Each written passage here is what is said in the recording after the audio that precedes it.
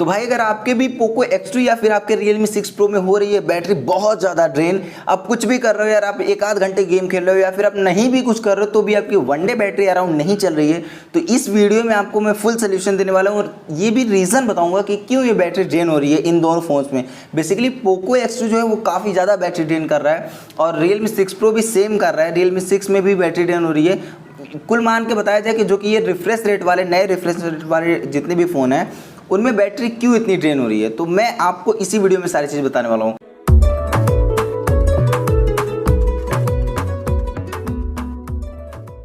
So hey guys, it's your प्रतीक और आज मैं आपको बताऊंगा ये सारी प्रॉब्लम्स का हल कि क्या है भैया, क्या है सोल्यूशन इसका और कैसे आप इससे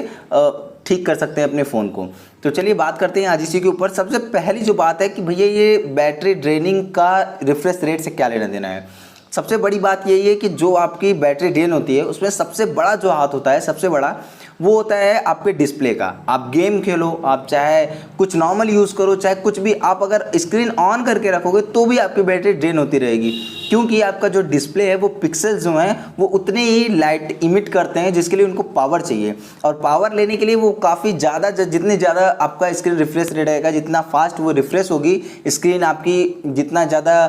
पावर लेगी उस हिसाब से आपका जो है बैटरी ड्रेन होती है। अभी जैसे पहले 60 हर्ट्ज में क्या चलता है कि आपको नॉर्मल जो डिस्प्ले मिलता है, इसीलिए कि आपका रिफ्रेश रेट कम होता है और उसमें बैटरी भी आपको अराउंड चल जाती है ठीक ठाक। लेकिन ये जो 90 हर्ट्ज और 120 हर्ट्ज के फ़ोन है इनमें ये होता है कि आपका इतनी बार ये फ्रीक्वेंसी है कि इतने टाइम में ये आपको जो स्क्रीन है वो रिफ्रेश हो जाता है, तो इस वजह से जो पिक्सल्स हैं वो काफ़ी ज़्यादा पावर लेते हैं, तो उस वजह से आपकी बैटरी ड्रेन होती है। अब हमने तो समझ लिया रीज़न भाई, अब इसका जो सोल्यूशन वो क्या है। देखिए, आप रीज़न सिर्फ इतना ही नहीं था कि रिफ्रेश रेट, आप बहुत सारी चीज़ें हैं कि आप अगर ज़्यादा गेम यूज़ करते हो या आप कई ऐसी चीज़ें यूज़ करते हो, कई ऐसे सारे एप्लीकेशन यूज़ करते हो जो कि बगी हैं, या फिर बहुत सारे ऐसे एप्लीकेशन होते हैं जो कि मैलवेयर अफेक्टेड होते हैं, तो वो क्या होते हैं कि बैकग्राउंड रन होते हैं, आप यूज़ कुछ और कर रहे हो, वो रन कुछ और कर रहे हैं, तो ये सारे जो एप्लीकेशन होते हैं ये भी काफ़ी ज़्यादा बैटरी ड्रेन करते हैं। तो अभी हमने समझ लिया कि बैटरी ड्रेनिंग का इशू क्या है। अब बात करते हैं कि ये प्रॉब्लम ठीक कैसे हो सकती है। देखिए, सबसे पहला जो बात है कि भैया आप अपने फ़ोन को, सबसे बड़ी बात तो पहले स्टैंड बाई पे यूज़ करिए। अभी देखिए, जितना नया फ़ोन रहता है आप पहले लेके उसको इतना रेत दे देते हो, इतना गजब का चला देते हो भाई कि उसकी जो बैटरी वगैरह है, सॉफ्टवेयर ऑप्टिमाइजेशन है, वो सब हिल जाता है एक तरीके से, मान लीजिए। तो पहले ही उसको बैटरी आप इतनी बार डिस्चार्ज कर दिए कि उसकी जो कैपेसिटी है वो लूज़ हो चुकी है। पहले अगर आपको थोड़ा सा लॉन्ग लास्टिंग अपने फ़ोन को चलाना है तो ज़्यादा ये कोशिश करिए कि आपके अपने फ़ोन को चार्ज ना करना पड़े। इसके लिए सबसे पहला होगा कि आप फालतू का यूज़ ना करिए, आप जो भी यूजेबल है, जो आपको करना है वही चीज़ सिर्फ यूज़ करिए, नेसेसरी चीज़ें। अगर आपका ज़्यादा फ़ोन डिस्चार्ज हो रहा है तो प्रॉब्लम डिस्चार्ज से नहीं होता है, प्रॉब्लम उसके बाद चार्ज लगाने से होता है, क्योंकि अगर आप फ़ोन को अराउंड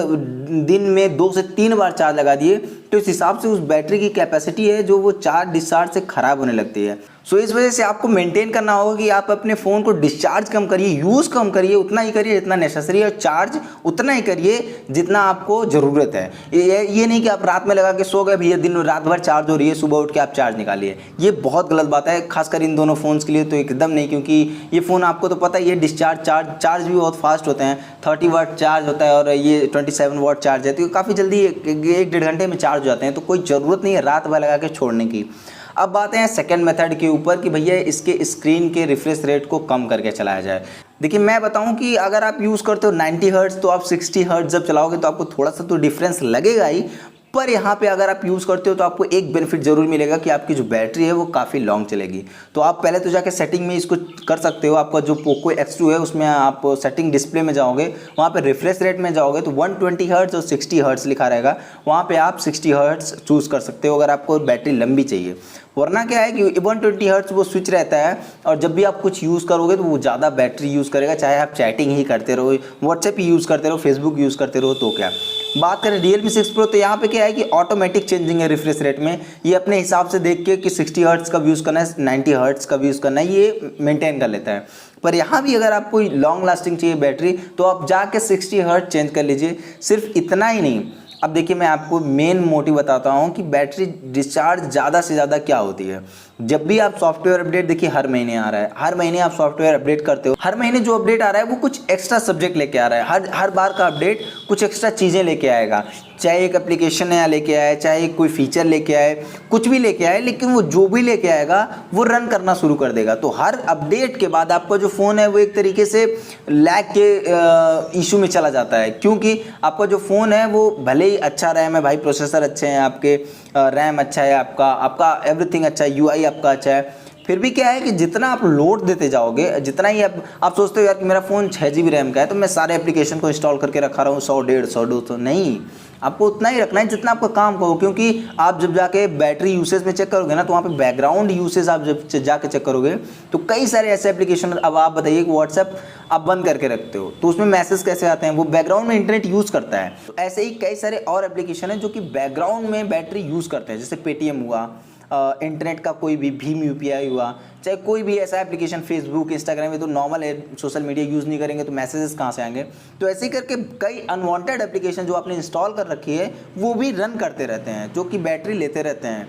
तो इस वजह से क्या है कि आपकी बैटरी काफ़ी ज़्यादा ड्रेन होती है। खासकर ये दो जो फ़ोन्स हैं, आपको लगता है कि इशू नहीं है लैग का, अगर आपका लैग का इशू होता तो आप एप्लीकेशन को हटाते रहते, नहीं, आप यहाँ पे धड़ल्ले से इंस्टॉल कर रहे हो भाई। आप अगर जितने कम ऐप्स रखोगे उतने हिसाब से आपकी बैटरी ड्रेन होगी। तो अब बात कर लिया हमने कि भाई एप्लीकेशन मैनेज करना है और हमारा सिस्टम का जो, अब लेकिन सॉफ्टवेयर अपडेट क्या है कि आप तो ऐसा तो है नहीं कि अपडेट करोगे नहीं, बिल्कुल करो आप, लेकिन उसके साथ जो एप्लीकेशन इंस्टॉल होता है बाद में आप उसको डिसेबल कर सकते हो या फोर्स स्टॉप कर सकते हो। रियल में पैसा आया है, एक रियल मी लिंक आया है, अब जिसके पास ये गैजेट्स नहीं है रियल मी लिंक का, वो क्या करेगा, वो एप्लीकेशन लेके वो बैकग्राउंड में रन करता है। रियल मी पैसा एक ट्रेडिंग एप्लीकेशन है, उसको भी आप बैकग्राउंड में रन करवा के क्या पाओगे। तो ये सारी चीज़ें आपको जो है बंद करनी पड़ेगी अपने फ़ोन्स में, ताकि आप अपने फ़ोन को लॉन्ग लास्टिंग यूज़ करो और आपकी जो बैटरी है वो कम ड्रेन हो। तो इस तरीके से आप करके कुछ चीज़ें ठीक कर सकते हो अपने फ़ोन में। बाकी बात करें तो पोको X2 और Realme 6 Pro,